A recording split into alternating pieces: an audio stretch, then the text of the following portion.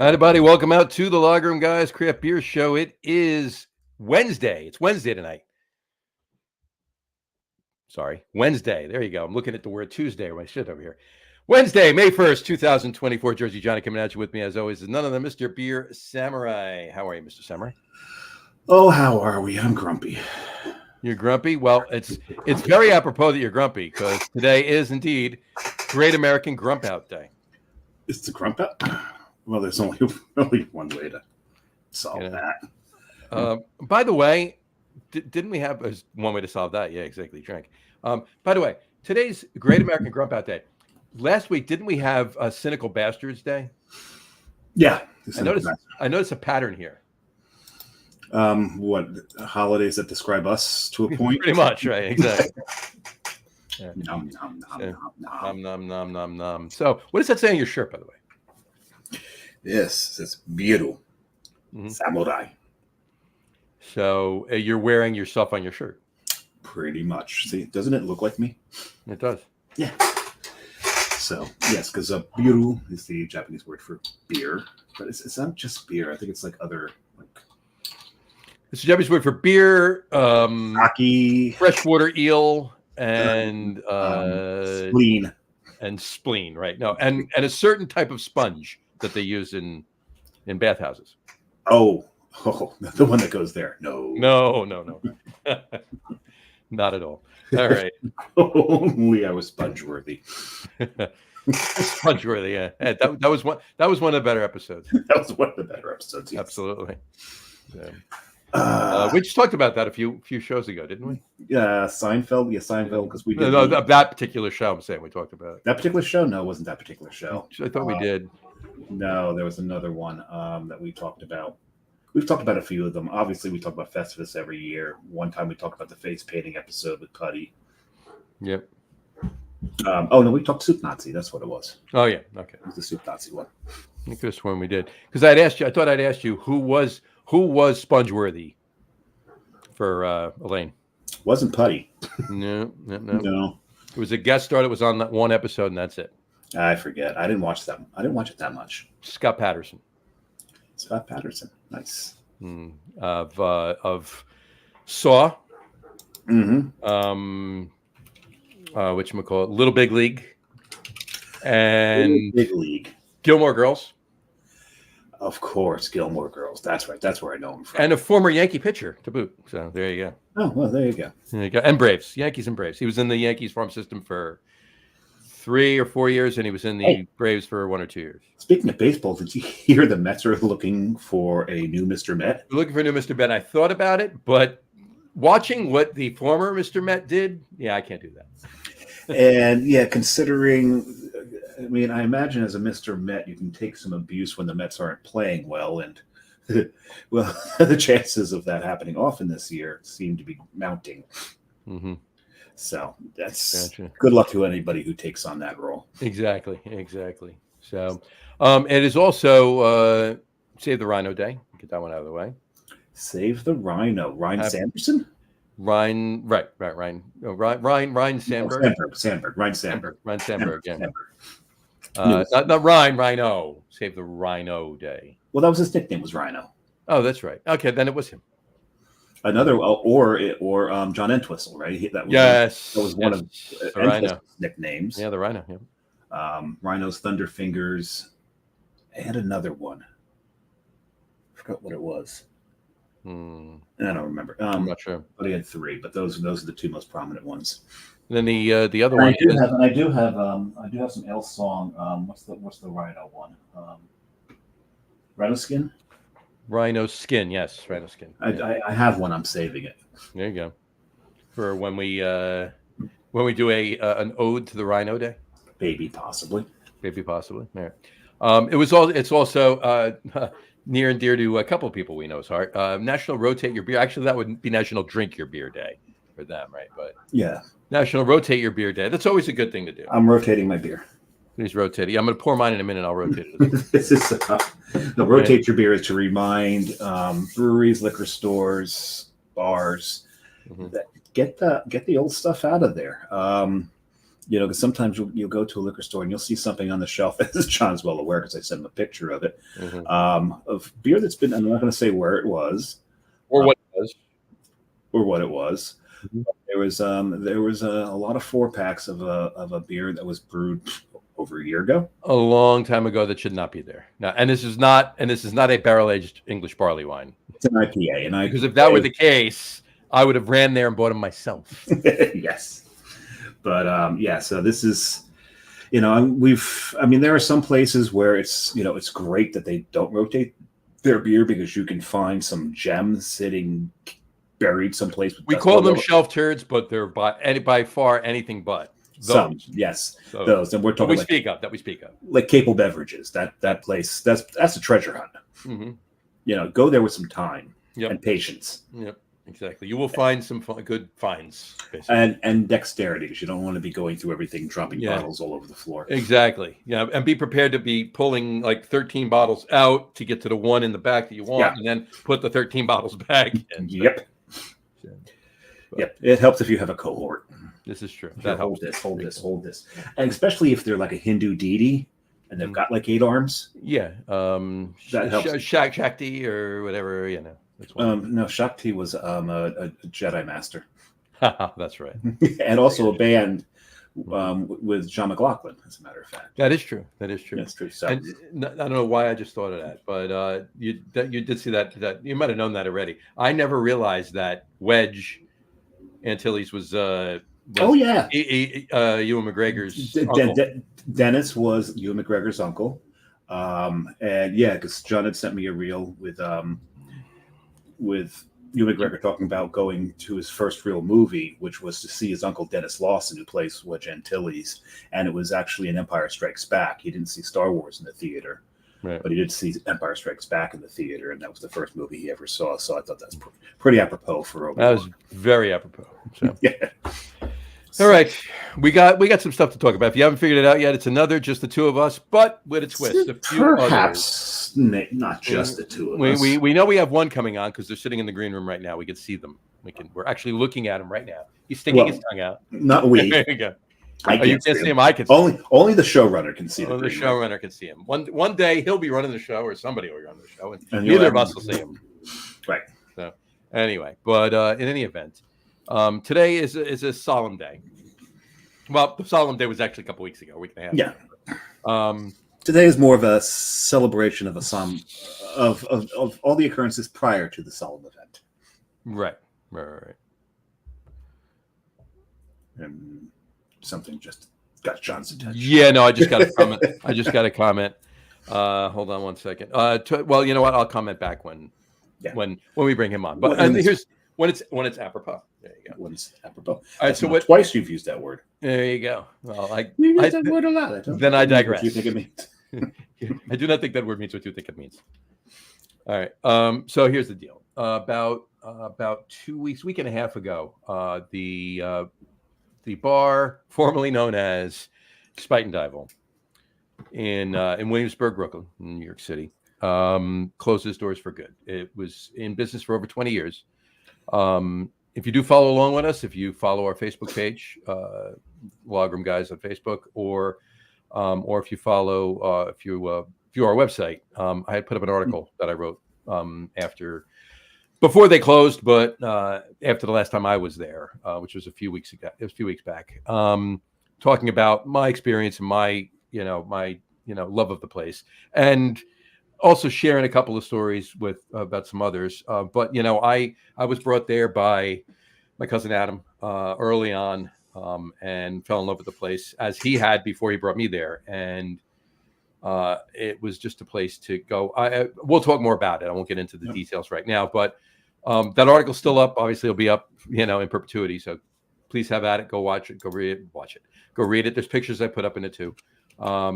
And we'll get into more about it. But tonight is going to be an ode to this establishment. 20 years, and they're out of business. And Dave and I will talk a lot, and we have a few people that are going to come on and wax nostalgic with us about the place. Some of them have been there a bunch of times. Some have been there a couple times. But in any event, we will get through that. So there you go. Spuyten Duyvil, named after the body of water that separates Manhattan from Yonkers. That would be correct. Right? The Spuyten Duyvil section of the Bronx. It's actually a train station up there as well. Yes, there is. And I could be wrong, but I was told a long time ago, and I don't remember ever looking it up to verify it. But what I was told, it's what does Spuyten Duyvil mean? Well, that's what I'm looking up right now. Yeah, I believe I was told it was spitting devil or something to that effect. It means in spite of the devil. In spite of the devil. I like that. In spite of the devil. In spite of the devil. Spuyten Duyvil. So Spuyten Duyvil. All right. So let's get. You know what? And what language is that in? I think that's in Dutch, isn't it? I think it's Dutch. Yes, Dutch.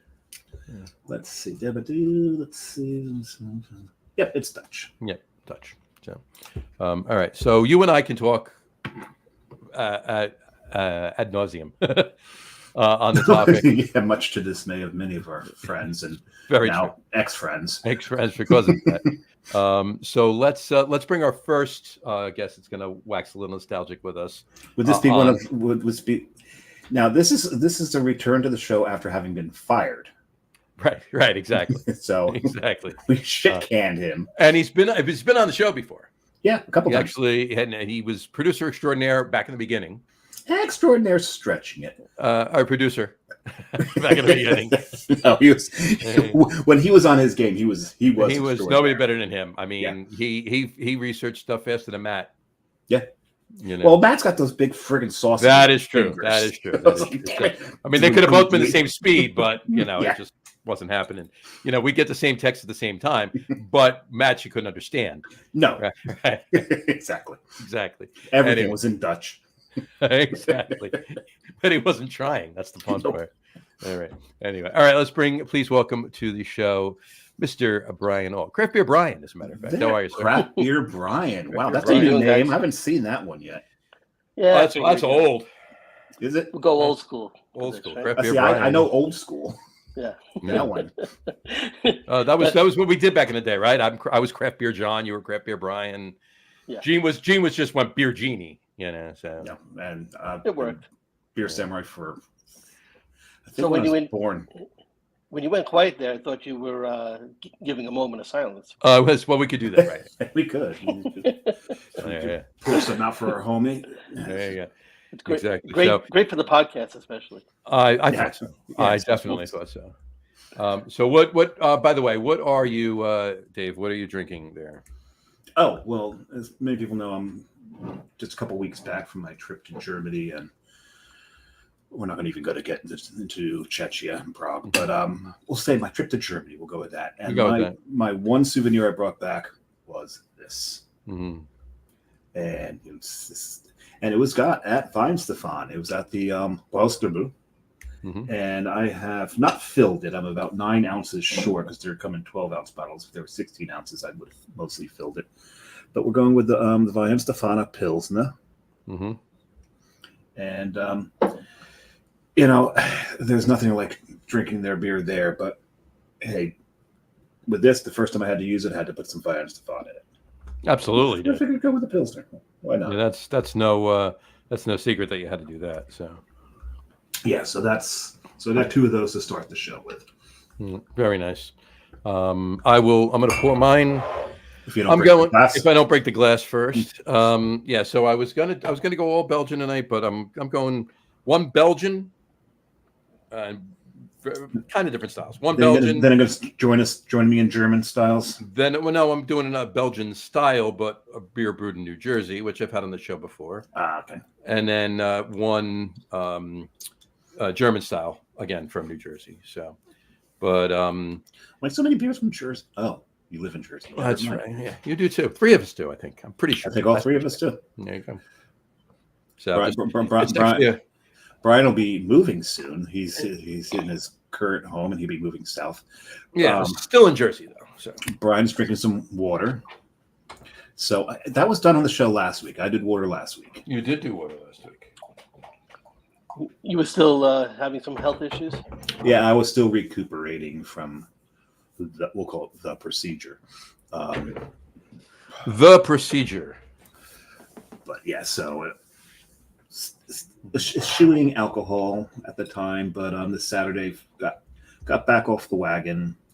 Went back on it briefly until just now. Until just now, as a matter of fact. So we shall see.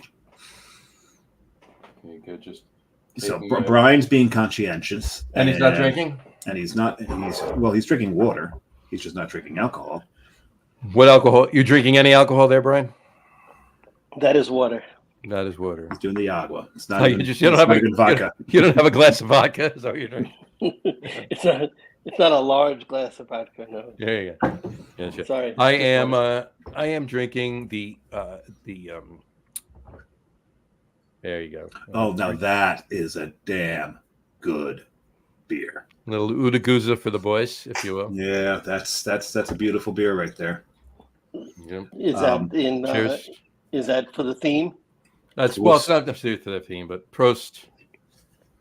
Definitely a beer you could find at Spuyten Duyvil.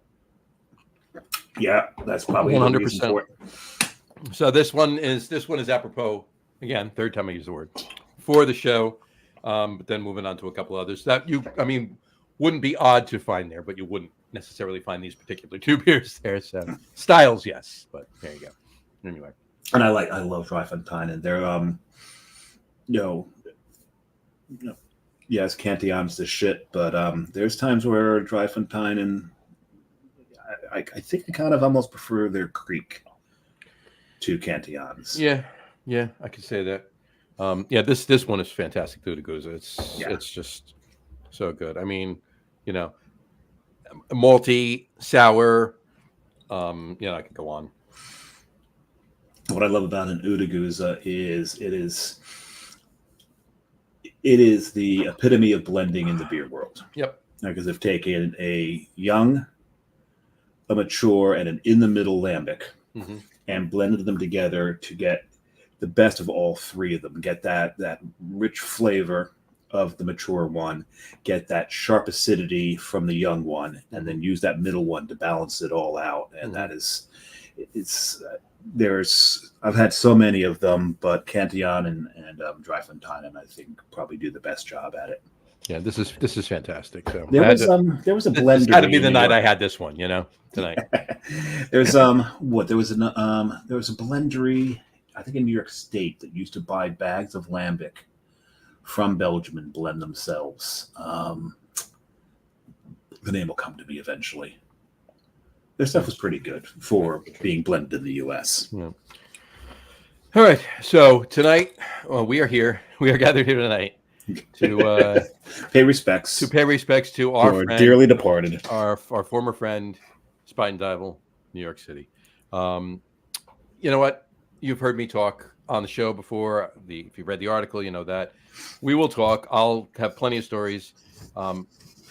Dave will as well, but Brian's on right now. So Brian, why don't you fill us in with your fondest memory or memories of Spuyten Duyvil are? Well, I think I've been there about 5 times. It's about right for me too. I think that's 5. Yeah, and it's kind of funny to say, but being that he's right on the show here, but it was probably Dave's birthday that was the biggest. The best memory, the best time I've ever had. Well, that whole day was great too, though, right? Oh, we had so much fun that day. The whole day was amazing. I think we hit like five breweries that day. 1, 2, 3, 4. Yeah, I think 5 is right. I think we hit 4 or 5, yeah, something like that. And then Spuyten Duyvil, Fedasau. And some of us continued on over to August as well. Some of us didn't. Nope. And then I didn't know it was an option. Well, I mean, so you have to get something to eat. So Fedasau, right across the street, and then of course you're right there. So Spuyten Duyvil had to be next. But one thing that was really great about Spuyten Duyvil was the whole outside area that they had there. Yeah. That night that we were there, it was just a beautiful night. It was just like you couldn't paint it better. It was a beautiful day, and that turned into a beautiful night. And it was warm for April. It was warm, and especially at night.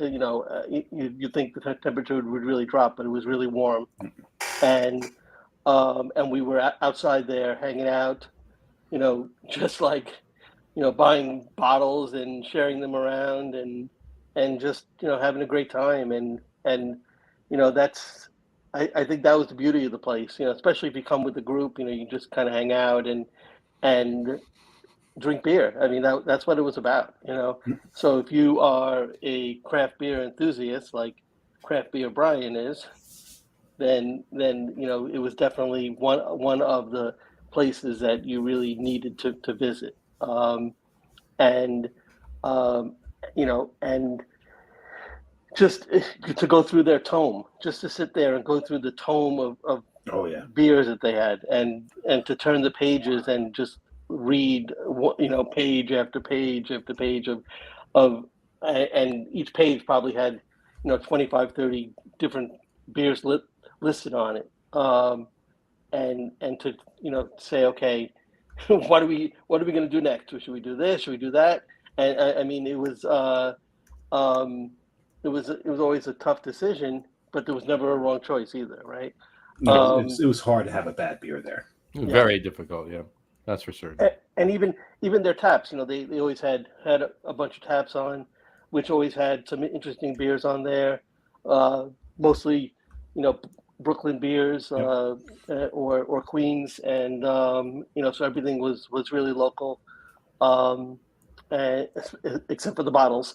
A lot of the bottles weren't local. Not local at all. Some of the bottles that they got in there, I don't know how they were able to get in there, because some of the breweries they got bottles for did not have distribution rights in New York. This is very true. I've had many beers in there that I, for all intents and purposes, should not have had in there. Oh, how did Ardwolf get there? Right. Yeah, Ardwolf doesn't distribute outside of Florida, but there was at Spuyten Duyvil that one night that we were there, Johnny, when we were outside. Yep, 100%. And then whatchamacallit? I mean, I've had Russian River there. Yeah, Russian River does not distribute to New York City. And Green Bench. Yep. Green Bench was always there. Here's the thing. There's ways to do it legally. There's ways to do it not so legally. And we don't know exactly which method they use. And we didn't care. And we didn't care either. I didn't ask any questions. We weren't telling on them. Not at all. And we're telling on them now, but it doesn't matter. It's kind of after the fact, right? And this is years ago, so the statute of limitations well run out. No, seriously, no. If a brewery can do a drop for a particular beer fest, and they get like a 1-day contract with a distributor in the area, because I mean, Auger's Well's done that too. There's been breweries that have come in to New York City for a beer fest that are not distributed in New York, but they bring the beer in. If you're able to jump on it and buy a couple of sixtels through that distribution deal for the event, and you get them into your bar, and that's there's nothing wrong with that. It's totally legal. So obviously, I'm sure that had a lot to do with it, because they wouldn't stay in business that long doing what they did if they did it underhanded. So nope. Either way, we all benefited from it. Absolutely. So, but that day. Go ahead, Brian. I'm sorry. No, sorry, but. We'll go back to the day in a second. I know we're here. I know we're not here to really, say anything negative, but I saw the difference right away when I went back there. I was with my friend Jim, ready to show him the tome of beers, and the tome of beers was like 6 or 8 pages, and none of those beers that you'd see in the past were even on there. So you knew something was going on. I'll speak to that in a minute, but go ahead, continue. No, but definitely the time for Dave's birthday was the most memorable. Oh, we had some good bottles there too that night. Yeah, we had some good bottles. I can't even tell you all of them yet anymore. I can. I looked them up. We even had one bottle that somebody was, kind of hinting that he wanted to get, and none of us had gotten it yet, so he just went and got it himself. So. Well, here's the thing. I was told I was not allowed to order anything. That I was not allowed to buy a bottle, and I'm looking up there, and every time now, don't get me wrong, they're ordering great bottles. Brian ordered the Jester King. That was fantastic. Johnny, I forget what you had. And I think there were several years on that bottle too. Oh yeah, it was. Yeah, there was definitely several years in that bottle, and I'm just looking up at the board, and there's this several good years too, in a great way. But that's the other thing about Spuyten Duyvil is all those boards that were behind the bar. It was so easy to miss something, and I've got target lock on this one beer, and everyone's missing it. And finally, I pretended to go to. I went to the bathroom, and on the way back, I grabbed the bartender, handed him my credit card, told him, Bring this bottle. I'm not going to say what it is because it's my number one on my top three tonight, Johnny. So we remember that. And so he ran the credit card secretly. The bottle showed up. Everyone's drinking. Oh my God, this is so fantastic. Who ordered this? And actually, finally, out of process of elimination, they just all look at me like, you weren't supposed to buy your own bottle. But we didn't. You do what you got to. You got to do what you got to. So here's the boards that Brian is talking about right here. This is a picture of the old, the way it looked pre-pandemic Spuyten Duyvil. And every now and then there'd be like another board like kind of propped up against like it was not at all out of the ordinary to find 2 or 3 other chalkboards with 20 or 30 beers written on them, very small, leaning on shelves. Yeah, it was amazing.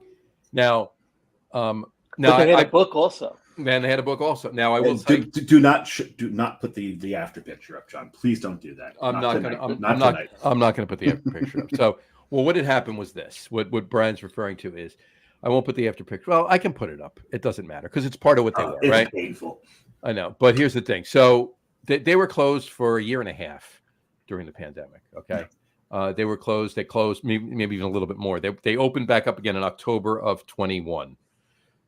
But they closed in March of 20, like everybody else, right? Yep. So just about a year and a half. So the owner decided now there's a whole new hip crowd in Williamsburg and around that is drinking Amaros, drinking vermouth. So he turned it, and this is what it looked like afterwards. Okay, what all those are all Amaros and vermouths. Now, at least the winch was still there. The winch was still there, yes. Now, don't get me wrong. I actually do love Amaro and vermouth. However, not in place of my beloved bar. No, right? No. So the first time I went back in there afterwards was the first time that Dave went back in there. Brian was not there was Brian there that day? Yeah, Brian. It was the three of us. It was Matt's first time. It was Matt's first time. And was James there with us, or is that another day you went? It was James. So it was the three of us, Matt and James. And I actually went in with Jim ahead of you guys. Yep. And we were sitting we mentioned at a little table. Well, we had to take a little pause because John's tummy was upset. I had to eat.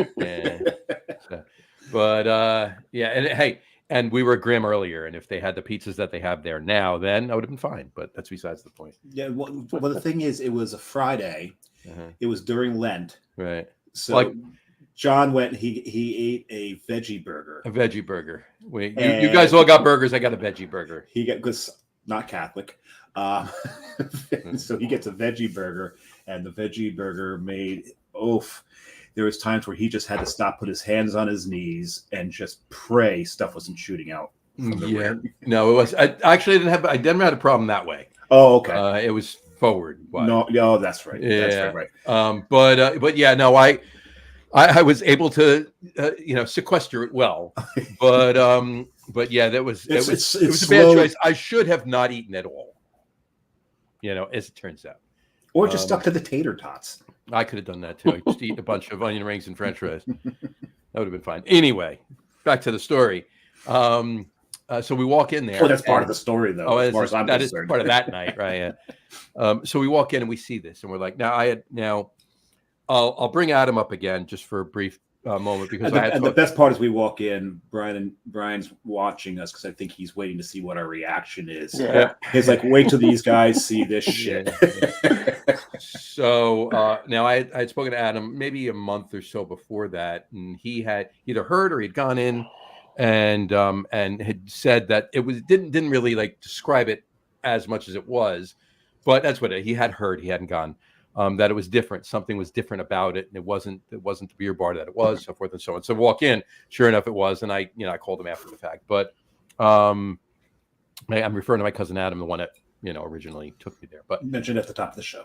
Exactly. So anyway, so we were disappointed, right? Now they did have. Here's the thing. This is what I said too. I said at the time, the beer list that they had there was a solid beer list for pretty much any other pretty decent craft beer bar in and around the city, but just not Spuyten Duyvil. But not for them, which is so anybody that had never been there before and didn't want to Morrow vermouth and wanted beer and looked at that beer list, they were pleased. It was a decent list, right? We were not. We know what it was, right? Right. So, and we had built it up to Matt. How much? Oh God! Like before that, and then that day, and then he walks in. He says, "What the hell's this place?" Right? Yeah. So, long and the short of this, but really, John, I would say that there were only like a few, what I'd say, special bottles. No. Of course, that's my point. Yeah. But my point is, other really good craft beer bars in and around the city don't have those special bottles, but they have decent lists like they did. There's nothing wrong with their list by any means. It just wasn't what we knew it to be. And the taps were still representing Brooklyn and Queens. So I remember I drank a KCBC that night there. Right. So my point being, though, to this point, maybe about 6 months later or so, I was in there with Harry Lugnuts, as you know from the sports podcast. He was in town from such Denver. Places as Bump Talk. Exactly. And we walk in, and I happen to be we sat down. He wanted to see the place. He's like, I got to see it. I know what you talked. I told him all about what that was different. But we go in there because we were in Brooklyn. We go and we sit down, and the bartender comes over, and I said to her, I was like, I got to tell you, I'm disappointed. This place has changed. I mean, it's business is business. Hey, you got to do what you got to do, right? But I was disappointed, as to what happened in this place. And she said, I got to tell you, we all were too. She says, but wait a second. And then she goes in the back and she pulls out the book. And she puts it down in front of me. And my eyes are like, right? She goes, you just have to ask. But you have to ask somebody that knows. Right, because that night when we were there, we did ask. And they didn't know. We're like, what happened to the beers? As far as we know, they're still here. Right. Yeah. I asked for the beer list because okay, so they changed the decor. Yeah, and they hand you this folder. They got rid of the boards. Okay, fine, right? But I didn't think the beer was gone, and so then I asked for the beer list, and I got this little thing. Right. And I'm like, is this everything? This isn't right. And he's the bartender said, yeah. I said, okay. Mm-hmm. Okay, I looked through it. I found something to drink and had one beer and then left. I mean, as far as he knew, it was. Yeah. But it was not indeed. You got. I mean, what do you do with all those bottles? They don't just disappear. Right. Exactly. I mean, they could have been physically moved, but now what happened with the ones that were left in the close?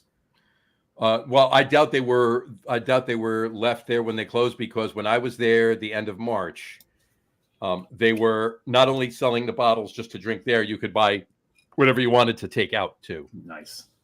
And I actually had a few of these. All right, 2005 Thomas Hardy. Just a few of those, and then. Yeah, I mean, well, I would have had more, but they were selling them for $20 a bottle. So, but. And I laugh when I say that, but in New York City for this particular beer at almost 20 years old, it's not bad. It's not bad. It's really not. No. And other beers were accordingly priced as well, but nothing was crazy. I mean, I've spent a lot more than that on a bottle in that place. So let's put it that way. But my point being, the list was still there. You just had to ask for it, but you had to ask the right person for it, because many of the bartenders that were working there at the time didn't know. There were only a few, maybe a few holdovers that were aware of not only where the list was, but where those bottles were too, right? And they could actually go find them and what those bottles were too, And I'm sure that some of them knew about the list, but because they had no idea where the bottles were, they blew it off. Yeah, not going to. Exactly. We got a comment here from Brian Peebo. Good evening, gentlemen. Good evening, Brian. Hey, Brian. Cheers to you. How you doing? Prost. Cheers. Yeah, so I'm there you go. What you call it? Yeah, I was, once I heard that, like I had my mixed emotions about it. I still love the place, but it was nostalgic for me. It wasn't what it used to be. Didn't think it was ever going to be again. And then I go back in there, and sure enough, unbeknownst to me or any of us, it was. So, and I had gotten back there a couple of times before, after that, before I went, this past March, and heard all about what was going on with it. So more on what actually happened, in the end there with them later. But Brian, you also went. You, myself, you, and Neil went for Hudson Valley Brewing takeover day. We had many sours that day. Yeah, sours and sour IPAs and Geez, Hudson Valley sours. There's a surprise. Yeah. I mean, they do a good job, and Mhm. Spuyten Duyvil in general, they always had great sours, so that was, as a broad category, sours, right? Exactly.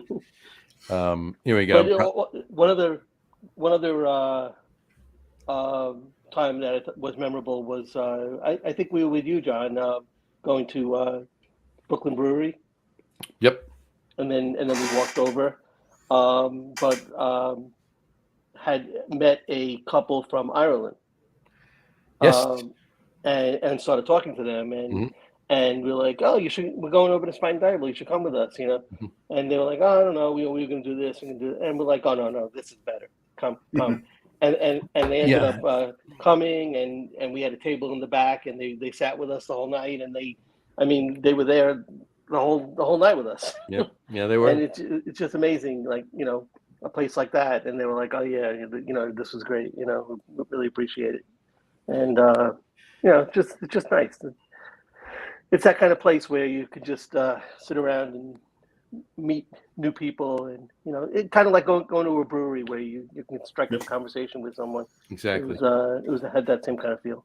And then that's the type of place that it was and always will be for me. But you hit the nail on the head too, though. I mean, there's so many great things about that place, but the back, the back garden in the back was amazing. Oh yeah. I had so many great times. One interesting time, and if Adam is indeed listening, he can comment on my phone, because apparently for some reason his comments aren't working. That was the text I got before. Whatchamacallit, he was myself, Jess, Adam, and and Jim. Okay. All right. And we were in the back, and I was where we were sitting. There was a fire pit going. It was a little later in the year. It was late November, early December. There was a fire pit burning, and the smoke was blowing right in my face. But I wasn't minding it, because it's a fire pit, right? You enjoyed that, right? And it wasn't like a huge cloud. It was just a small, steady stream, right? So I was breathing that in for quite a while, and then we all stood up to go inside to get beer. And I stood up, and as I stood up, I got like such a head rush, and I fainted from jumping up. I literally fell forward into the fire pit. No, like away from it. And Jim and Adam, I fell right, fortunately, at Jim and Adam, and they both just like caught me and stood me up.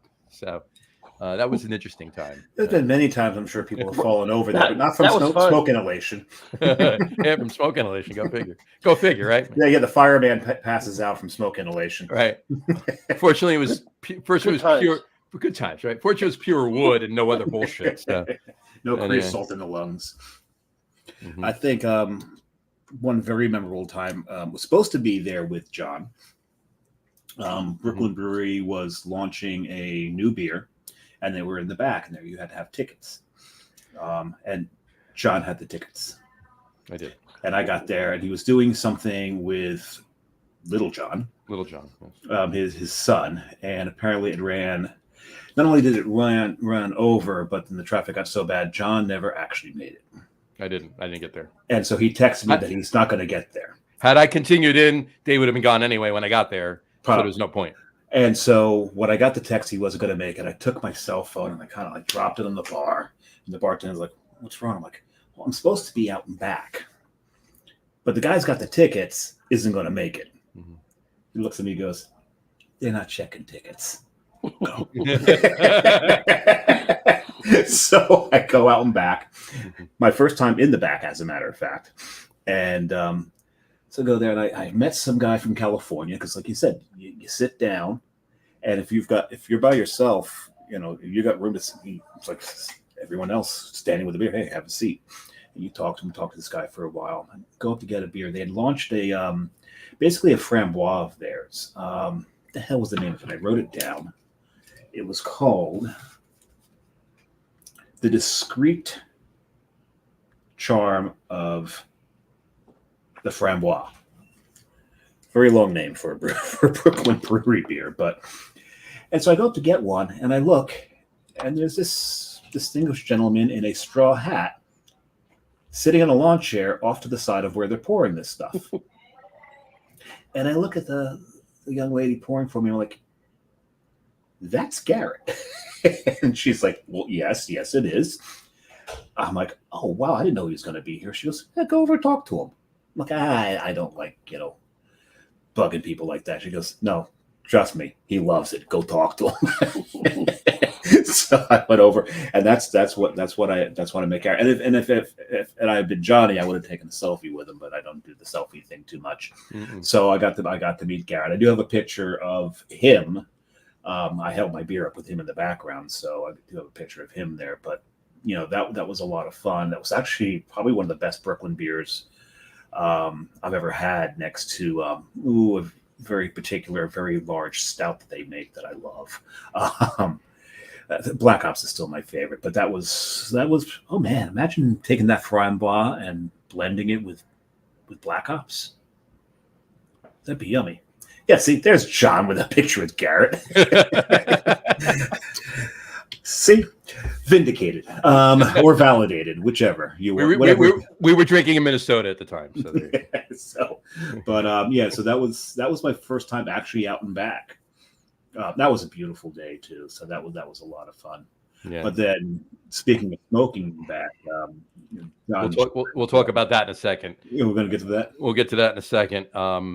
Somebody needs to leave, from what I hear. Would that be Mr. Crap Beer Brian? Because all that water he's got to break the seal. He's got to break the seal.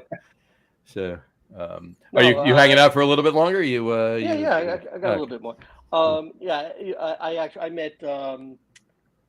met Garrett Oliver down in DC at Savor. And I was in the rare their I forget, what do they call their rare bottles? Ghost bottles. Yeah. So they had a ghost bottle tasting session. Oh wow! At Savor, and he was leading it. And at the end, I went up to him and I started talking to him, and no one else did. Really? That's crazy. Yeah. That's wild. I remember that Savor because I was watching a particular brewery owner that will not go named, checking in like wildfire on Untapped during that event. And his head sales guy at the time, Dougie, I remember texting him like, how is he still alive? And Dougie replied back to me, he's like, alive is a relative term. Yeah. He goes, I am currently carrying him back to the hotel. I hear that was an amazing event. Yeah, that was great. I hear the food is as good as the beer. Food's good. I mean, the one thing about the food on that event was the food itself was good, but they would have like, maybe 7 or 8 different items to eat, and then they would just repeated pairings for like similar styles. Oh, okay. Yeah. So there's nothing wrong with the food, but it wasn't like such a big, Gotcha.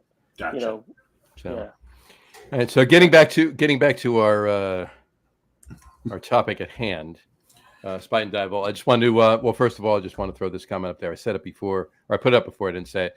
Brian Boak said, "Cheers, enjoying Gentleman Jack tonight." Yes. Okay. Well, good for Jack. There you go. There you go. So Adam, hopefully Jack's enjoying also. Yeah, no. Adam no judgment. He's unable to comment. He's commenting through text right now, so I can I will read the comment. Just won't go on the screen is all. He said, "Loving the show, guys. First time in listening live. Would love to have a drink with you all someday. Absolutely, we will. Adam. Absolutely. Johnny, tell them about our ritual of what we would do in the streets after we had a little too much imbibing. Did you pee in the streets? And would embarrass others with us. They would make sure to walk not too close to us. How pretty is this? All right. So would you like me to put that up for you? There you go. Oh, yeah, go ahead. Well, before the head died, I wanted to show it. There you go. It's a pretty pour. All right, we'll talk about it afterwards. Yeah. So what Adam's referring to is when we would drink too much at Spuyten Duyvil, and we would, sometimes we would leave Spuyten Duyvil and walk over to Mugs. Their system. Okay. Mugs. Sometimes we would walk over to Barcade, Mm-hmm. or a number of places. But what we would do is Adam and I would start singing 70s TV themes songs very loudly. Very nice. And not too badly either, I would say. Although that's what we heard when we were drinking. So there was that. Yes, you can sing. Yes. Here. And exactly. And yes, embarrassed the hell out of pretty much everybody that's with us, and they would back up like about a block. We'd turn around after we were done singing, and where are they? So. But I hope Love Boat was included in there. Oh hell yeah! It was we usually started with Laverne and Shirley. Okay. Jamil, right. Did you skip to it? Oh hell yeah! Together, 100%. And then we would break into the Jeffersons, of course. Yes. Later in the night, we tried our hand at Archie and Edith, and did those were the days. The way Glenn Miller played songs that made the hit parade. So, well, we know what part you took, Joe. Oh yeah, guys like us, we had it made. I did both, but anyway. Did you do Happy Days at all? Of course, Sunday, Happy Days. Monday. Yeah, and then we'd always wind up doing probably a good half a dozen in between. Please tell me you did the Brady Bunch. Once or twice, almost definitely. Gotta do that. Partridge Family, I think. Mm-hmm. Well, I think on that note, Feeling happy. those notes. Yeah, we did The Odd Couple too, but it was just singing the music, so that was pretty fun. Say there's no lyrics. Other than the, I can't remember the date. November 13th. November 13th. And did you smack the cab as it was going through the intersection? Of course. See, I'm walking here. Found an old lady to hit me with her purse, and then a Boy Scout to punch me afterwards. Nice. Yeah. Those of you that don't know what we're talking about, it's The Odd Couple. That was a opening show from 6 decades ago. Moved up. Just keep in mind that you're talking to 3 guys, or listening to 3 guys with gray beards. Gray beards. Yeah. Dr. Madison left his apartment. This was at the request of his wife. On November 13th, Oscar Madison was asked to, moved out of his apartment. Felix Unger was asked to remove himself from his place of business. That request came from his wife. Deep down, he knew she was right, but someday he knew he would return to her. It never happened. Yeah, gentlemen, I will bow out. You're going to bow out now, based on that? Are you going to do was it My Odd Couple? Is that what it was? I had said before on that Ethel. note or on those notes. On those notes. There you go. I will all right, get going. Thank you for your. Thank you for your. Hopefully, you have some other special guests. We're waiting on a couple others. And let us know if you ever want your job back. Yeah, exactly. So we can tell you no. It sounds like a deal. You got it. All right. Thanks, Brian. Take care, guys. Cheers, Brian. Thanks. Yeah, oh God, I love this beer. Yeah, so go ahead, tell us what it is, and then I'll put mine up. And so I'm doing some Ike Schlenkerla Erla. There you go. That's a good beer. I think I've had it once. Yes, once. And I'm doing it, and so we're hawking another podcast. Well, not a podcast; it's a Facebook group.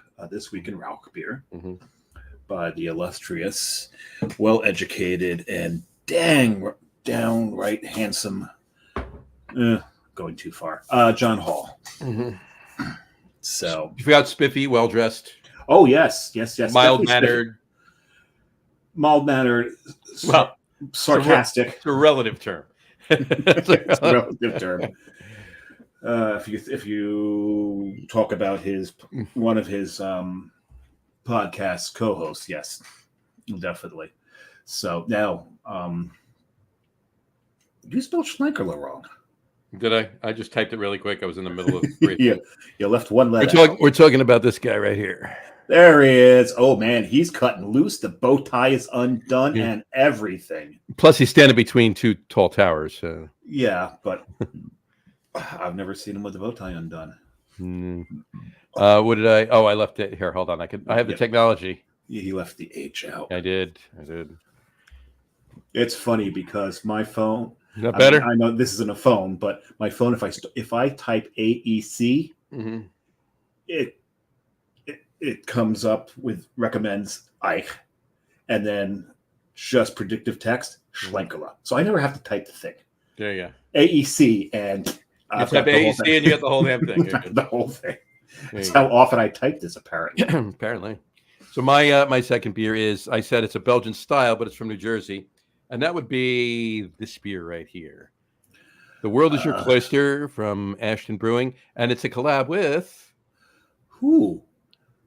That why does that logo look familiar? I know that logo. It's a collab I've with. Seen that logo. These guys. I've seen those guys. Words. You've seen this logo right here? Oh, there it is. There it is.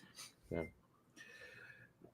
Brought to you by Coastal Brewworks. Brought to you by Coastal Brewworks. There you go. But no, this is drinking so good, and it's what we released this in November, and it's drinking really nice. But then again, it's a 7% Belgian double. Yeah. So yeah, they can sit for a little bit. They can sit for a bit. So back to that story with Adam. Yeah, the things we did, we definitely embarrassed people, but that was intentional, right? We wanted to embarrass people, And I'll be honest with you, and Adam will tell you too. And in fact, if he wants to comment in and respond to this thing, I believe he'll tell you too. Adam and I didn't need any beer to do what we did to embarrass people. We would have just done it anyway. So, but in any event, yeah, the great times that we had involving Spuyten Duyvil. Well, plenty of great times not involving Spuyten Duyvil, but that's besides the point. Spuyten Duyvil was just it was a beer home away from beer home. Yeah, if you will. Dave, you were about to go into have another story. But first, I got to say, and there's no date on this. This is starting to throw pennies. Is it really? Yeah. I didn't think it was that old when we got them. No, I didn't. You got it after I did, but yeah, I only had one. But from the same place, so maybe from the same lot. Who knows? It wouldn't make sense. Yeah. Wow. I'm surprised. I didn't think it would go pennies that quickly. Any rate, so we were there. What bar was closing? There was another legendary crap. Mugs. That's right. Mugs was closing. Mm-hmm. So we went there. John came about this close to buying the place. He was being talked into buying it from Ed the owners. Ed wanted. He's like, John, come on. Buy it. In fact, I got Ed just wanted out. He was just done. It's not like it wasn't not profitable anymore. He was just done and wanted John to take it over. And John gave it some serious thought. But when we went there, fortunately, I didn't, because 6 months later the pandemic started. Yes, so, and John would have been ruined, absolutely ruined. But so we went there, and I remember beforehand we were talking about it, and John's like, it was all about sitting in the back, having a beer, smoking a cigar. Mm-hmm. And we get there, and John's now becoming very self-conscious about smoking a cigar. And we talked about this on what was the last show, where we talked about children in the brewery. Children in the brewery. Well, by the way, there's me and Ed at that last day at Mugs. That was that day. Yep. Fairly certain you took this picture. But... I'm pretty certain I took that picture. Yes, that's why it's all out of focus. But John's starting to become self-conscious because there's kids now in the backyard, and I had to talk him into, hey, not for nothing, if the parents brought them to a bar in New York City in an outdoor space, you have to expect it. You have to expect it. 100%. And so finally, John settled down a little bit after a minor panic attack. Kidding. And broke out the cigar. And I remember There he is right there. That was that day. That was that day. And I remember one of the moms kind of looks over at us, and I just glared at her until she withered and looked away. Like, no. There's a beer we had, and you in the background. That would be I. Mm-hmm. Real Reserve. I don't think I checked that one in. But yeah, that was. And look who was with us too. And there is Jim. And Jim had, he actually drank with us that day. Jim has one beer a year, right? Yeah, ish, yeah. And did he have it? I think he had it. Did he have it at Mugs or no? Cause you know what? No, he didn't. Was it a Spuyten Duyvil he drank it? It's Spuyten Duyvil, yeah. Yeah. I thought he had a sip of something at Mugs though. He may have. I thought he was just drinking. I thought he was just drinking soda at Mugs because we ate at Mugs, so I think he was just drinking soda with the food. But I think he tried something. I think he actually had more than one beer, technically speaking. But so Mugs was a great place too. I mean, it was a shame that closed, but that closed for different reasons. That closed because he was he was tired. 27 years, and he was done. He's like, because he commuted. When he came in, he lived way out on Long Island. And he'd come in to do it. He still owned the building. He just shut the business down. That's it. Mm-hmm. It's a shame because you get so many great places to drink that wind up shutting down. We were talking about the book at Spuyten Duyvil. There was another place that rivaled Spuyten Duyvil. Wasn't quite there, but rivaled it in Philadelphia called Eulogy. Mm-hmm. Eulogy was a great bar. You talk about a book. That was like this thick. That was a book. But the thing is, you needed a day to go through that book. But the thing is, I think it was just as many beers as Spuyten Duyvil. I think they were equal. It's just the font was bigger. The font was bigger. Eulogy. Yeah. And the thing is, I remember my first time there. I just looked at the waitress, said, "Okay, I'm going to flip through the book, and I'm going to order anything I can't pronounce." Always best bet. And one of them turned out to be a mustard seed beer, and I turned into a huge mustard seed beer fan after that. My God, it's just, it sounds weird, folks, but if you haven't had a Belgian mustard seed beer, Belgian yeast with the esters and phenols that it throws, paired with the mustard seeds in the beer, it's just a perfect marriage. It's a beautiful thing. So don't be scared of mustard seed beer. Give it a try. Alvini makes a fantastic one. That's foreshadowing for later. Is it? It is. There's quite a few. There's another one I could picture their label, and I can't remember the name of the brewery. They make a really good one, but there's some great mustard seed beers out there. So Eulogy was one, but to beat these two places in size of books, the number of beers available and quality of beers, I think you'd have to go out to Delirium Bar. Yeah, I would say you're probably right. It's got to be one of the few places on the planet that can just shame those two locations. And I've never been. It's on my bucket list. I will get there eventually. It's a great place. I haven't been either, but I have spoken to many people that have been there, and they look at me and say, anytime I tell them I haven't been there, they're like, what? You need to be there. You need to go. Well, the thing is, I'm starting to, as John knows, I'm starting to knock places off my bucket list. This being one of them. I plan on going there in 16 years. Yeah, of course, 1,000 years old. Of course, when they're good luck. Good luck getting a pour of anything. I was going to say, as well as half of the world. Yes, I'm going to go there on January 2nd. Hopefully, it's still a little slow. The other bucket list place, Schlenkerla. Just knocked them off also a couple weeks ago, and so Delirium's on the bucket list. Got to get there.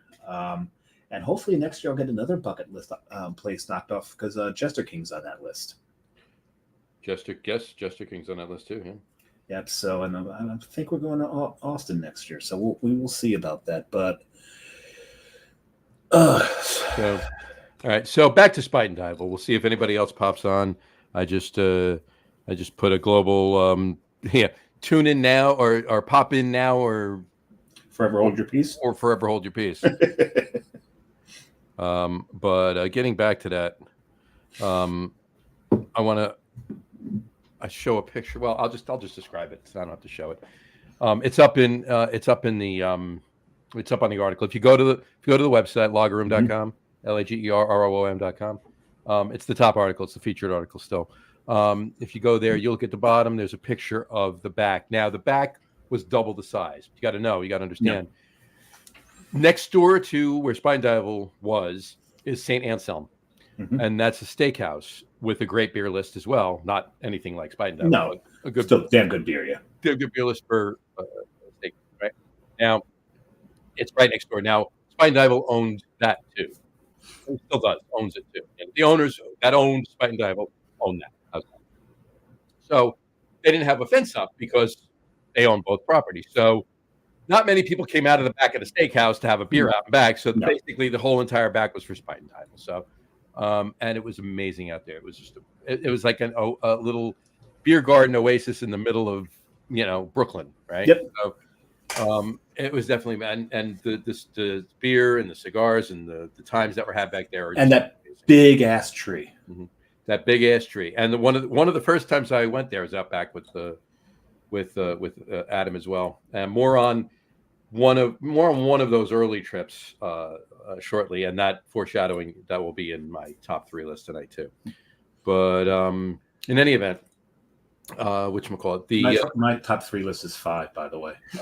Mine's like 12. So. But yeah, I encourage everybody that is interested to jump on and read that article, and please, you can click the link. It's posted. If you don't want to go to the website, if you just go to the Facebook page, it's actually posted. You got to scroll back a little bit, but you can see the article. And I encourage everybody to leave comments. Leave comments with your memories of Spuyten Duyvil as well. Yep. And if we get enough of them, I'll write another follow-up article with everybody else's stories.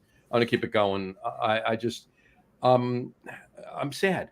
I am. It was it was a place. Now, there's been a lot of bars that I loved that have closed.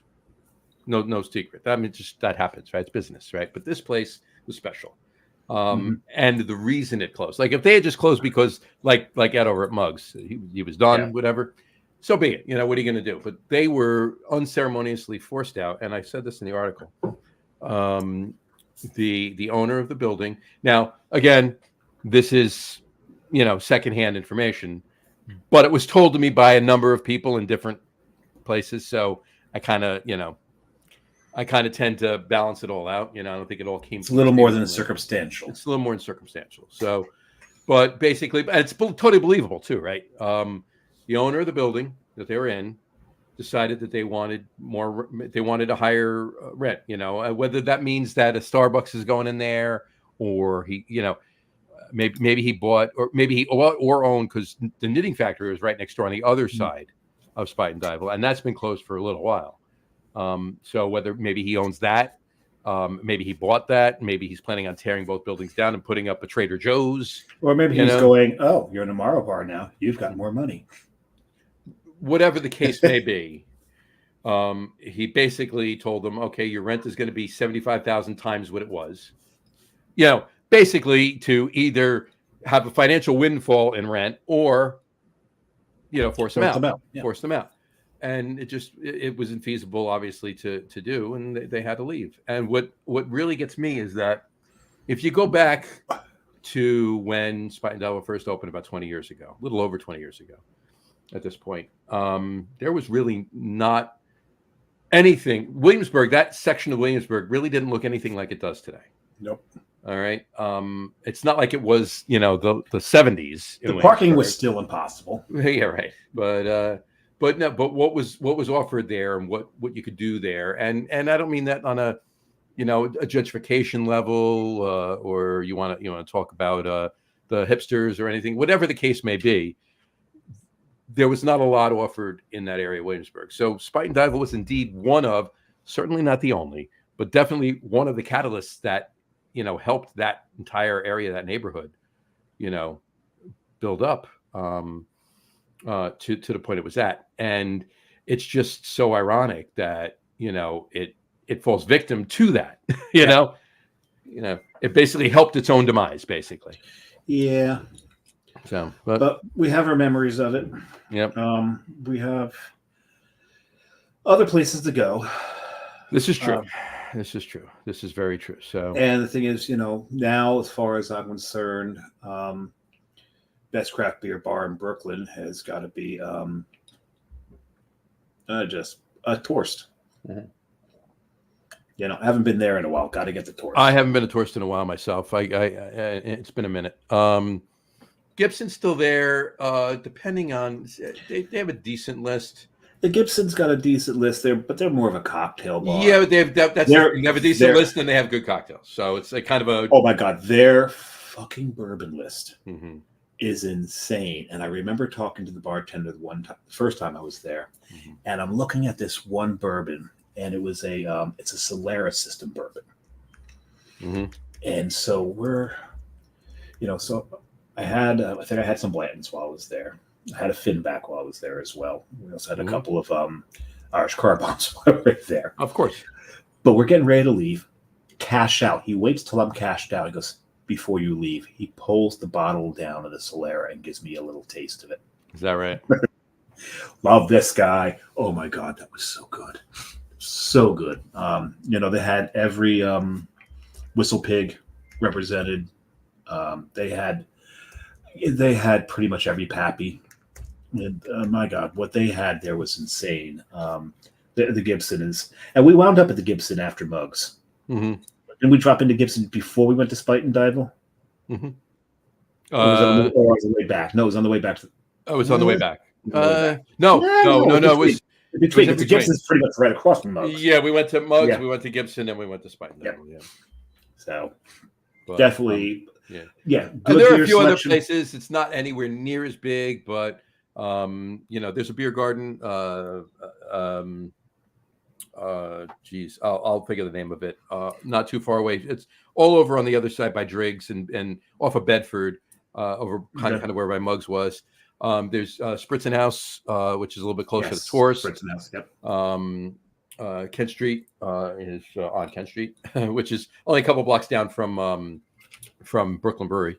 So there's a number of places around, but yeah, Spuyten Duyvil was the jewel. It really, really was. And don't forget, and the original location of Barcade is over on Union. It's not that far either. So yeah, that's probably, of all the barcades I've been in, probably the most dangerous in feel. I think it's the edgiest of all the barcades. Mm-hmm.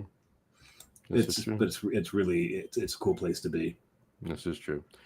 All right. What do you say we get? Because this is going to continue the conversation, right? It's not like we're not stopping the conversation to do this. It's part and parcel of our conversation tonight. What do you say we do our top threes? We can do that. I'm fine. I'm amenable to that. Yes. I'm aligned, as they say in the corporate world. Which means I got to put my damn glasses back on. You got to put your damn glasses back on, right? So, as you would think, tonight, our top three list tonight is indeed top three favorite beers ever had at Spuyten Duyvil. Top three favorite beers we've ever had at Spuyten Duyvil. So, and the thing to do this, I went into Untapped and searched by venue, and I can tell you right now, I obviously did not tag everything as Spuyten Duyvil because there's so much more that I had there. I know we've had two Ardwolfs there. Mm-hmm. Those weren't tagged. I love Ardwolf. I don't know if they would have made the top 5 though, because they're really good. But compared to some of the stuff that we've had at Spuyten Duyvil, very true. That's a tough call. So I do have. I wasn't kidding. I do have 5. Go for it. You got 2 honorable mentions and then the top 3. Sure. I just might as well list them like that because they're still top 5. Okay, right? yeah. So the first honorable mention was from Freigeist out of Germany. It was called Poltergeist, and that was an oyster stout, or as their website describes it, a strong stout with mussel shells. Yep. Is the way they describe it. So I don't know. It's not a true oyster stout per se, but that was definitely an interesting beer. Having a German beer with oysters in it. It's obviously not Reinheitsgebot, so it actually can't be called beer by law. in Germany, but we call it beer over here, which is fine. So that's one. The next one would be probably the Crooked Stave Progenitor Noir. Mm-hmm. Dry hopped dark sour. Dry hopping a dark sour sounds like it should be awful. This was not awful whatsoever. I don't know what hops they chose for it, but it works so well with the beer. It was just absolutely wonderful. Well, I mean, it is indeed Crooked Stave, so anything is possible. Yes, they do such good stuff. So I'll go 3, 2, 1 here. Number 3, Vernal Dichotomous from the aforementioned Jester King. And this is the one that Mr. Old School, Craft Beer Brian, bought the night of the birthday tour. This is a farmhouse ale with grilled lemon and smoked paprika. Definitely a different beer. I mean, this is stuff Jester King does. You know, they surprise you with the flavors they put together, and this was really an outstanding beer. Because that's the other thing about Spuyten Duyvil. When you have been into craft beer as long as we have, you're always looking for something different. Right? You can look at the description and go, "That sounds awful," but I have to try it. Have to, because it's something I haven't had before. Right? Because okay, a Citra Mosaic IPA is a really damn good beer. But between John and myself, we've probably had about 325 of those, right? At least. So when we come across something different, something that pushes the envelope, you've got to try it. And this one did, and they really pulled it off. My number 2 is another one, and this is from Green Bench, also mentioned earlier, and it's called Your Silent Captain. This was a sour cherry stout aged in apple brandy barrels. This beer was silent. What? Silent. Your silent captain. Your silent captain, right? Yeah. Oh my God! This was such a cohesively done beer. All these flavors came together so beautifully. Is one of my favorite things there. But my number 1, hands down, John knows I tend to rate a little high on Untappd, but it's very, very rare that I give a 5. This one got a 5. This was the beer we were talking about where I sneakily ordered it from the bartender the night of the birthday crawl. And as I foreshadowed earlier, this was an Alvini, and it's called Wild West Grape Edition 2015. What this is, it's a Flemish sour, aged in wine barrels, but in the beer are Primitivo grapes. This had a bit of a vinousness to it, but it was still a Flemish sour. This beer was absolutely fantastic. It's my favorite beer that I've ever had from Alvini. I've had a bunch of Alvini, and I just thought this was amazing.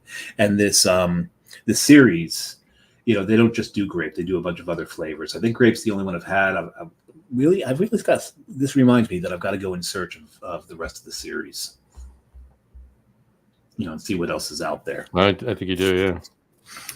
I would. or maybe I just go over to Belgium and visit Alvini. That wouldn't be a bad thing to do either. No, not at all.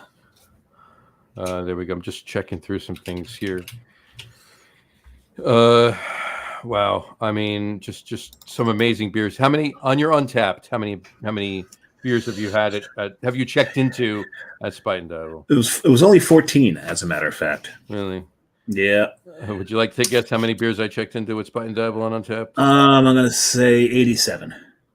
Because you're looking at what I had, right? No. You did not guess the exact fucking number. Are you kidding me? No, I am absolute. You did not. I didn't. No, I did not look. I swear to God, I did not look. I got the exact number. Exactly 87. Hold on, I will be back. I'm going to buy some lottery tickets. Wow, really? You really didn't look. I seriously did not. Oh my God. How did you pull that out of your ass? And I don't think I can see how many other people have drank there.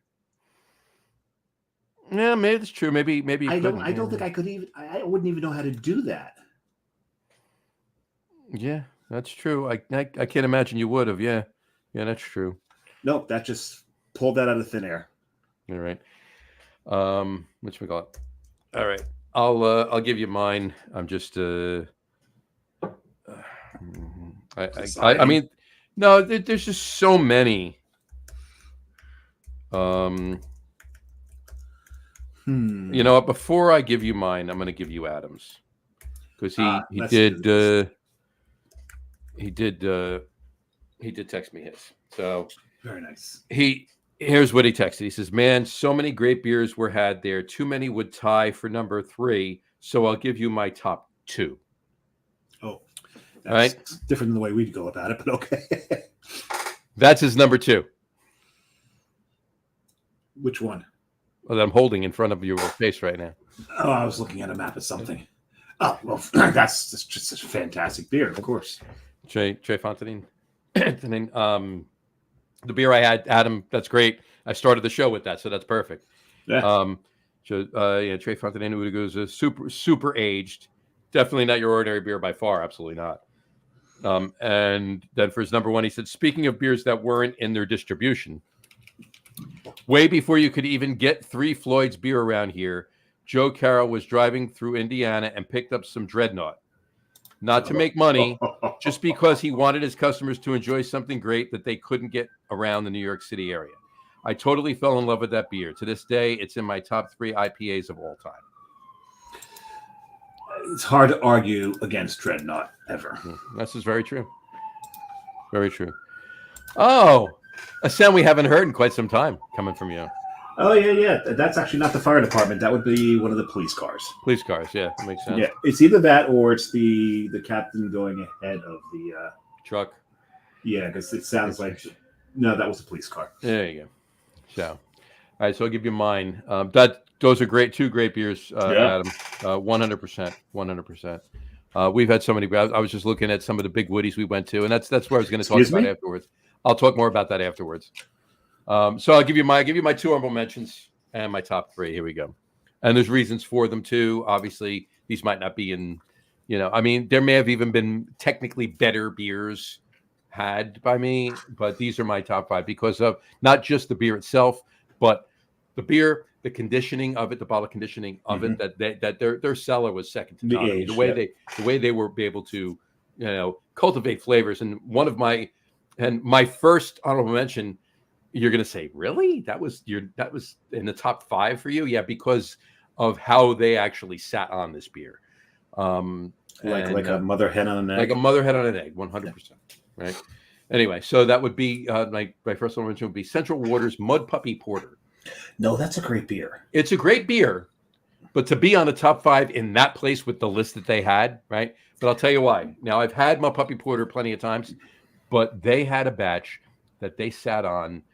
I can only guess, and don't quote me on this. This is just my idea of how this happened. I think they might have ordered 2 cases, and forgot about one of them, and then kept ordering more, and then 6 years later, right? Like a 6-year-old. I don't know. I don't know if it was 6 years. I don't know how old it was, but it was definitely.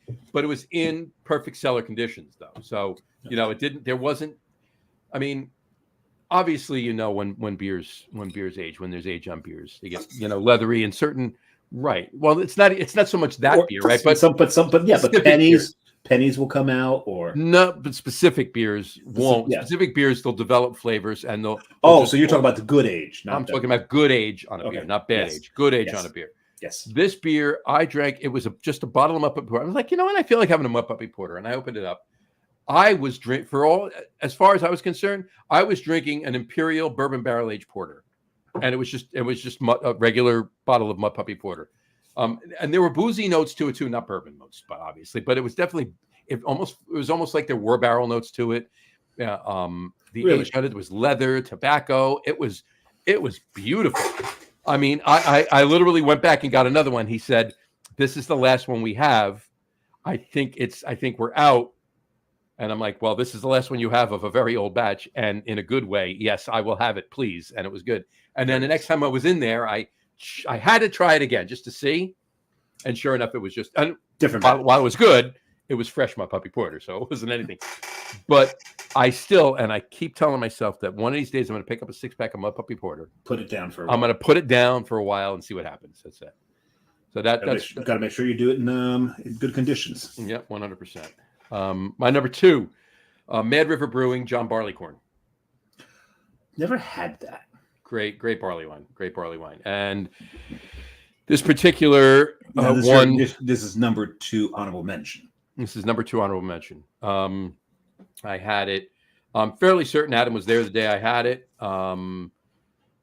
Jess was most certainly there. But in any event, I had it in 2012, and it was 4 years old then.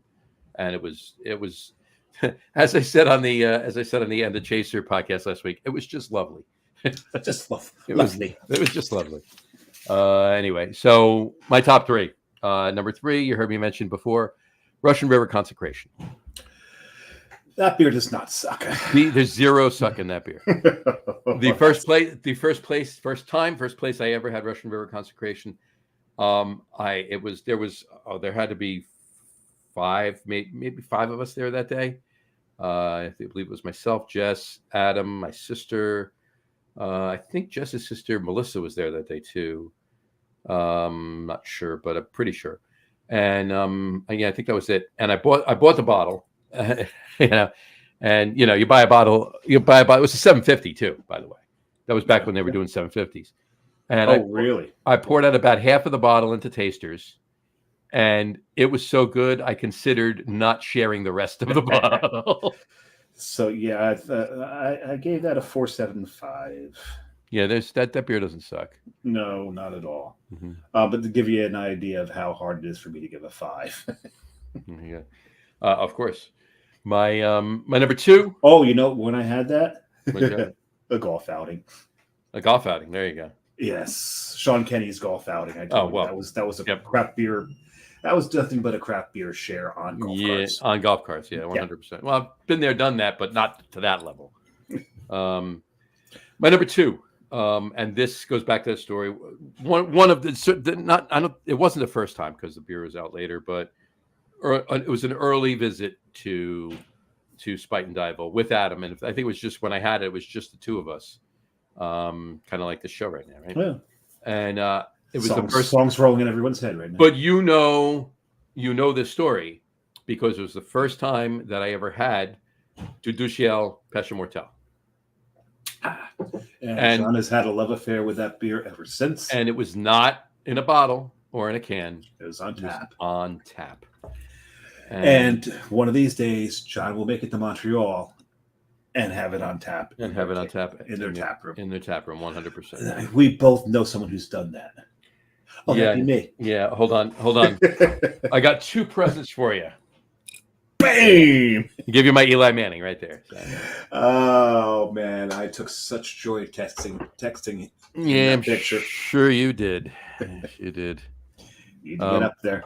I do. And then you were invited this last time. I was. And then my number 1, I just showed you the bottle before. I've had it many times there because that was a staple at Spuyten Duyvil, and that would be Thomas Hardy's Ale. Right so there. Much of a staple. All you had to do was press the easy button, and they brought it to you. There you go. This beer is so beautiful. Brewed and bottled by O'Hanlon's Brewing Company in Wimple, Devon, England.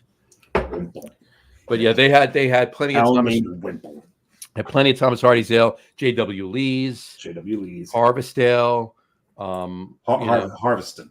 Harvest Ale, J.W. Lee's Harvest Ale. Yeah, they had Harveston too. Yeah, no, they did. But all of the Belgians that I've had there, I mean, I started the show drinking Belgians and everything else, but all the Belgians that I've had there, my number 1 was the Belgian. Yeah, I mean plenty of Oudegous, Orval, what else?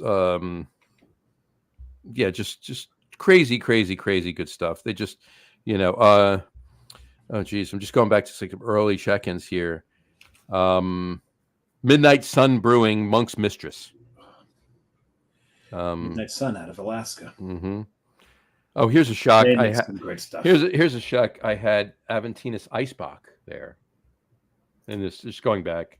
Very nice. No, that's what I was going to talk about. Okay, so just plenty of amazing Belgians, plenty of amazing German beers, plenty of amazing English beers, plenty of amazing, American, local, domestic craft beer, but also a lot of local stuff too. But the events they had there, I touched on in the article as well.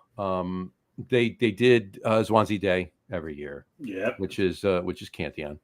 Attended a couple of them. They get to be insane, as you would well imagine. But the one event that I actually like more than that they had, they hadn't had it in a while, but they used to have every year was the Big Woody. Okay. Big Woody. Yeah, the Big Woody, right. And that's why they did it, of course. But the Big Woody was all barrel aged beers. Right. And it was just all barrel aged beers. So it was, you had to find somebody to drive you because you weren't driving out there. And I will, at this point, I will show a picture of myself, and it's going to be in a sub.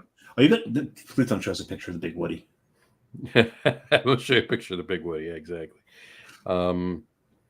It was right. I believe I have the picture right in here. John's just stuttering. I'm looking. I'm killing time while I search. You can help it talk while he does that. Here we go. Here's a picture of me and Adam at one of the Big Woody events, and you can tell it's a while ago because look at the barely hat. No hat, not even the hat. Look, there's barely any gray hair in my beard. Oh yeah, just a little bit in front. That's it. Like here, look at me. Look at me there. The younger guy and the old guy. The old guy, right? So this is it's been a while. It's been a minute, but the Big Woody events were great every year. And that's where I first started looking forward to drinking the Firestone Walker anniversaries every year. And back when they used to come in 750s, not in 12-ounce bottles. Yeah. Those you needed people to share them with. You needed a little assist on that. You need assistance on that. Yeah. So.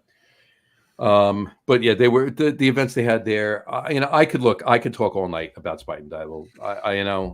I'm sure you could as well. I would say that I can't pick one time that I had at Spuyten Duyvil that was better than any other time. I will say that there will be so many. You know what made Spuyten Duyvil? All right, for me, and yes, it was the beer list. Yes, it was the people that cared for the beer there, whether it was the bartenders or the managers or Joe Carroll himself or whomever it was. It was the location and what was offered in the feel inside. It was a homey feel, mismatched furniture, which I loved every minute of. That back garden, that pulley. Right, the pulley, everything. Front window. And the seating in the windows too. I mean, we took advantage of that a bunch of times, sitting up in the windows and pulling some other chairs around and just sitting there and pull a table over and trying not to block the front door. Just amazing. But what made every single trip for me to Spuyten Duyvil was the people that I was with.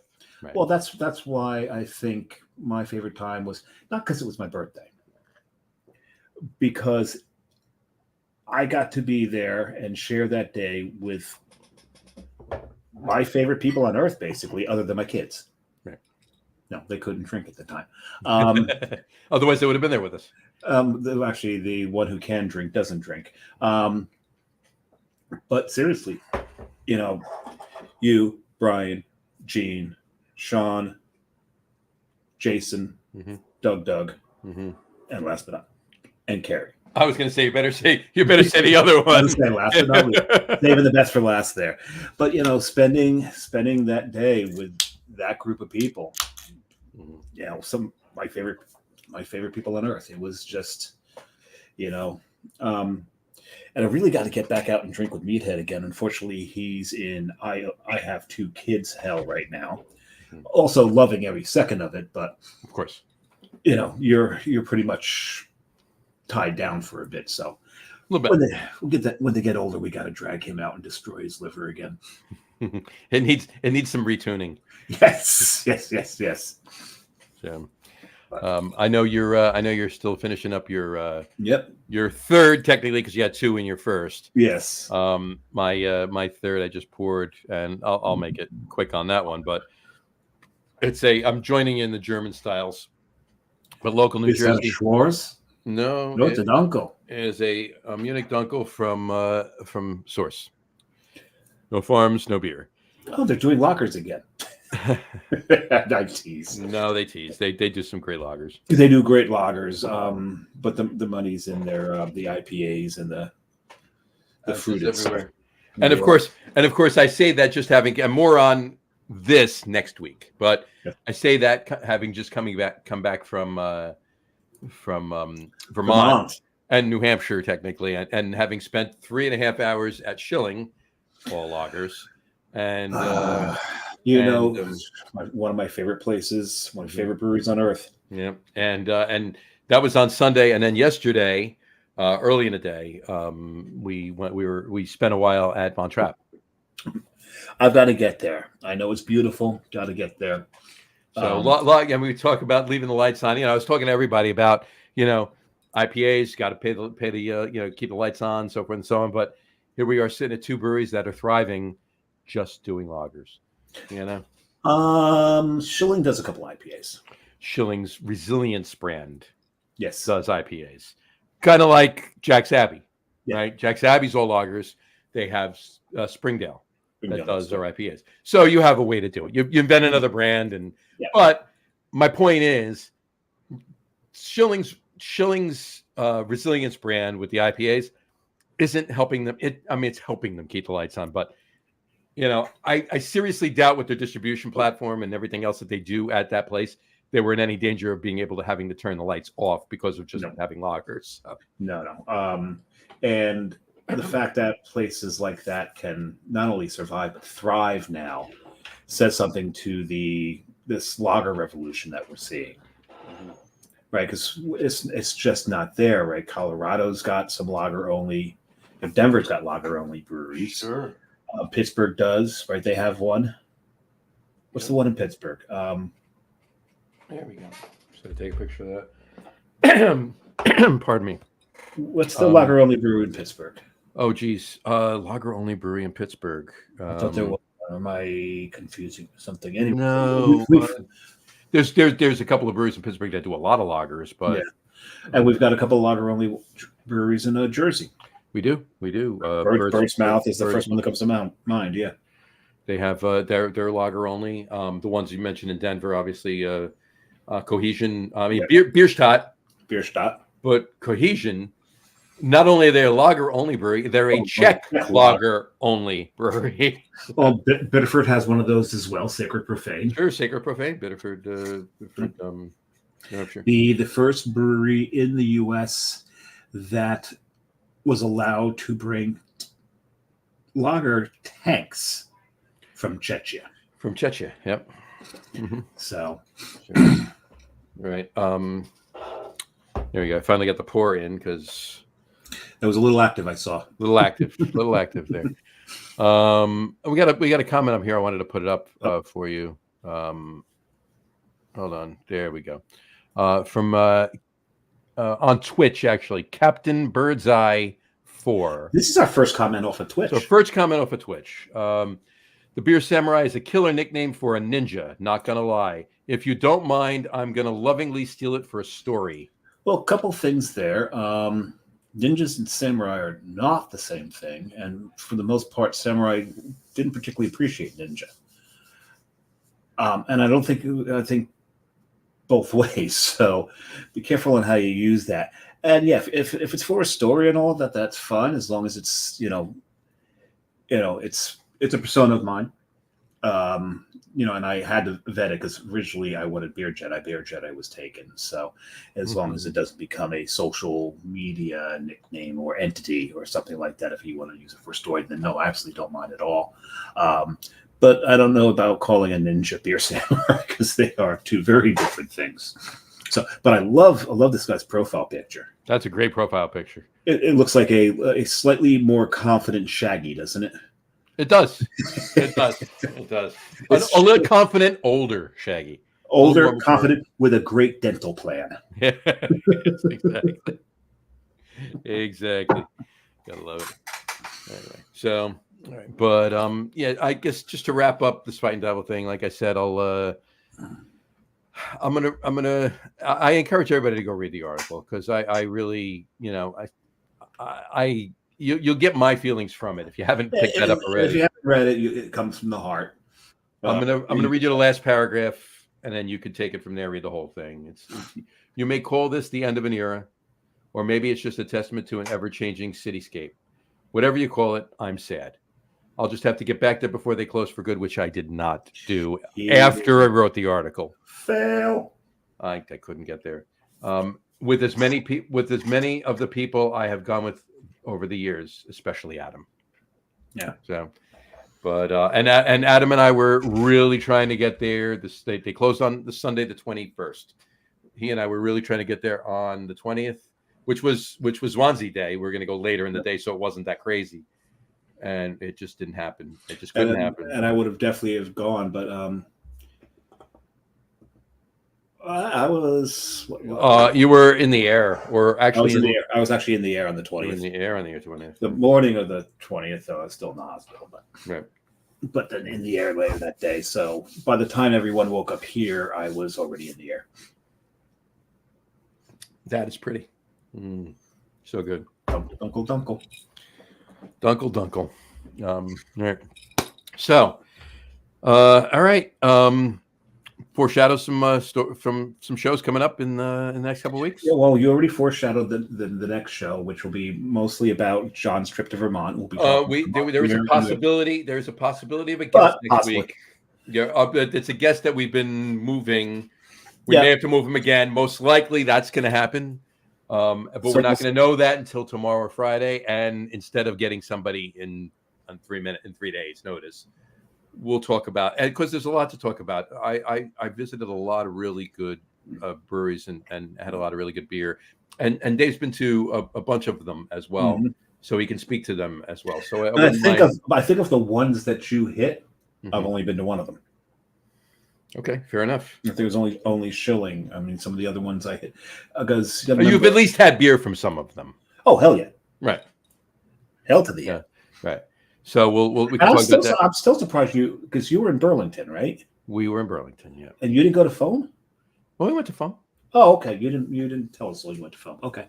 I didn't. I might not have posted a picture. Yeah, you didn't post Foam. Okay. I don't think I posted Von Trapp. Because I was like, seriously, he didn't go to Foam? No, went to Foam. How did he not go to Foam? He loves Foam. I was at Foam. I was there. I was sitting there drinking some Foam. I had 4 or 5 beers at Foam. Exactly. So, but no, we had. Well, we'll talk about it next week. I hit 9 or 10 breweries and a couple distilleries too. So that was fun.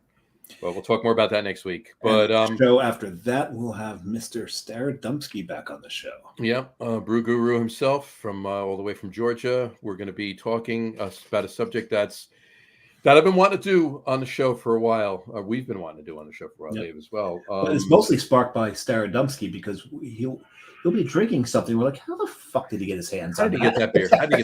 I can't get that beer. It was from Jersey. Right, exactly. So it'll be all about mail order beer. We'll be talking about Tavour, halftime, beer drop, which you've gotten a couple of times. Right, I've gotten beer drop, and now Untapped is doing it. Untapped is doing it too, but they do not at this point. They're not in Jersey. Sell to Jersey. No, so. they'll get there, but they don't. Yep. The moment. So I do have to check beer drop because they've got so many great breweries on there. They're Colorado heavy because they're from from Boulder, right? They're from Boulder, right? I think so. Or Fort Collins, somewhere in that. It's not in Denver, but it's. I think they're Boulder. I think you were right the first time. Boulder, yeah. But and it's like for like the rest of the world, halftime is so great, and we look at halftime, we're like. Can get. I can go down to liquor store, get that. I can get that. So because they're local to us, right? Halftime is from you. You can be at an hour. Not even. Yeah. No traffic. You can be at halftime in 40 minutes. Yep. So they're in Mamaroneck. No traffic. Honestly, no traffic. You could be at halftime. No traffic at all. You could be at halftime in 25 minutes. Yeah, probably. But it's going to take me an hour. Don't worry. It'll be taking. Yeah, Still gonna take anything anywhere you have to go that involves across Bronx, it's going to take an hour. It'll take an hour at least. So, and we'll talk about the advantages, the pluses, the minuses of all the different beer services out there, because they all have their pluses and minuses. And we'll get into that. So that's the week after that. And then what are we doing the week after that, Johnny? To be determined. I know what it is, but we're not even going to foreshadow it. Oh yeah, that thingy. That'll be fun. That'll be fun. More on that. Maybe next week. Maybe the week after. We'll see. Once specific decisions are made on a few things, we will convey that show. And there's a very important call John has to make after this, which may impact that. This is very true. So we'll see about that. Alrighty. So we've got some, and there's so much other stuff coming up. John has farmed some of the breweries in Vermont for guests, and that'll be really exciting, especially if he can get the one on that I would love to have on the show. And then we should have within the next few months we should have 3 or 4 breweries between Vermont and New Hampshire on the show. Yep. And then shortly after that, I head off to Pittsburgh, and we'll see what we can get from there. Yep. And then a month later, I'm in Seattle. You're out in Seattle, so you better. And then Vancouver, and I've got a hit list. Yes, you do. I've got a hit list, but when I'm in Seattle, I doubt I'll be doing a show from Seattle because it is Carrie's birthday trip. No, that's a separate deal. So you don't want to do that. But We'll bring back some beer and some guests. That's all. Oh yes, and definitely slap our. That's usually the weekend we take the week that we take off. Yeah, anyway, one of the weeks we take. Now the one thing is, so everyone knows if you're in breweries here, there, everywhere. Look for the Coastal Brewer Works sticker. Look for the Beer Samurai sticker. We like to, where Johnny goes, he carries a stock of both. I just told him I'm out of Coastal stickers. And we've put these all over the place. Just this past trip, John managed to get our stickers on the tallest filing cabinet in the world. It just happens to be. And you say, well, why does a beer sticker need to go on there? I'll tell you why. 2 reasons. One, the entire base of it is covered with beer stickers. And there's a reason it's covered in beer stickers because it's in Vermont. It's in Vermont, and it's a half a block away from Switchback Brewing, a block away from Burlington Beer Company, and right in the middle of the two is Citizen Cider. There you go. There you go. So we've got them all over. Doug Smith just commented, and he says, "Love those stickers." We're going to have to get Dougie some of our stickers. Yeah. But there's, I think the farthest west we are right now is in San Fran. Yep. I got us in San Fran, and I got us. But the thing is, I think it's temporary because it was on a tip jar. It was like a tip pitcher in Almanac. Okay. So I don't know how permanent that is. How permanent that is, yeah. So we'll have to do something in Seattle. But to this, and so Johnny got us there when I was out in Germany. I got that Higgins Ale Work there in the bathrooms at Higgins Ale Work, but also on the cigarette butt depository outside of the Vine Stefan Brausterbowl, which sounds really cool, but I still think the coolest place our stickers are, John. Temple Bar in Dublin. It's going to be hard to get any cooler than that. Temple Bar is definitely number 1. I think number 2, personally, my number 2 favorite is the Van at Burial. At Burial, on the South Slope, not the South Slope one, not the other one. Yeah, and I remember when I was there, Bolero's got their sticker in there. Yep, it's on the dashboard, and there's two places on the Van.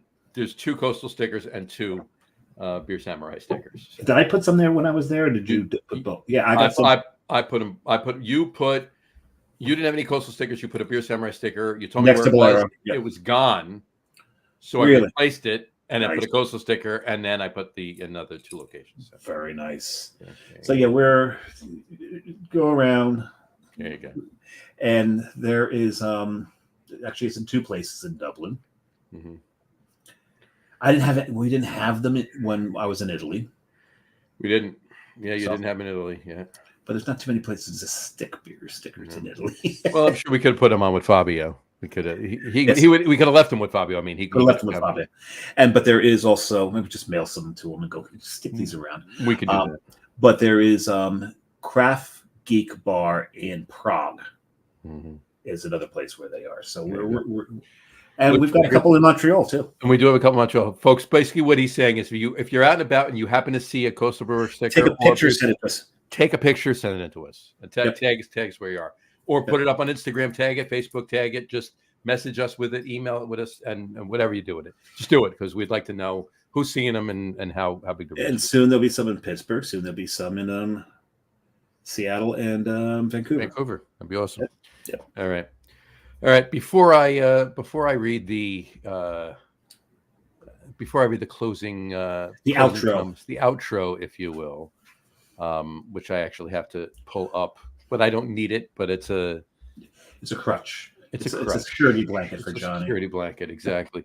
I do want to say one thing. Just getting back to our main topic at hand, and that's Spuyten Duyvil. Well, you do this now that my beer's empty. It doesn't matter. Well, you can hold the glass up. It's fine. There you go. Get a drop. Get a drop. Okay. There you go. All right. Just want to make one toast. 2 toasts, actually. Well, 1 toast with 2 points. How's that? Toast. 1 A and 1 B. Well, toast points, if you will. There you go. I haven't had Welsh Rarebit in forever. It's been a while since I had Welsh Rarebit. I love Welsh Rarebit. Good eating right there. All right. To Spuyten Duyvil, thank you for years, memories. Thank you for the years and the memories and everything else. And on top of that, I want to say thank you, Adam, for taking me there in the first place.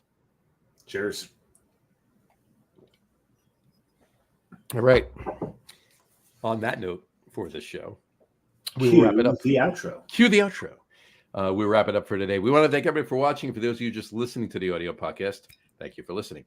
Don't forget to visit our website, www.lagerroom.com. That's LAGERROOM.com. And please remember, like us and follow us on all of our social media, Facebook, Twitter, Instagram, and of course our YouTube channel. All of them are at The Lager Room. Remember, we go live with the video podcast on Facebook, YouTube, Twitter, well, X, which used to be Twitter, and Twitch. One of these days you'll stop doing the... I go back and forth. Every Tuesday night around 6:30 p.m. Eastern time. But it is Wednesday, John. Today was special. Because I was in a car. This is true, but I was in a car until 2 a.m. last night, so it wasn't happening then.